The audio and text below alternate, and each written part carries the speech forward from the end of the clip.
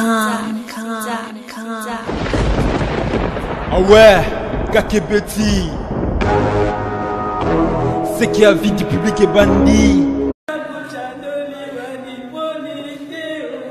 Et toi, dis non.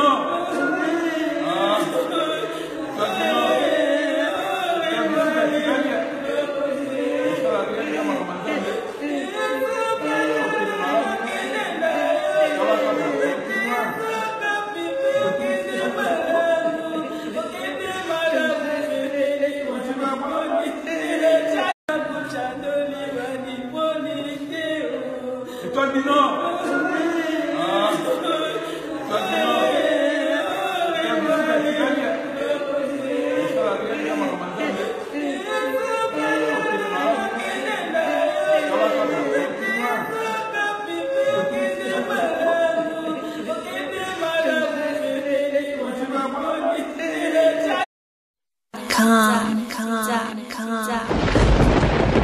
Ah ouais, Kakebeti,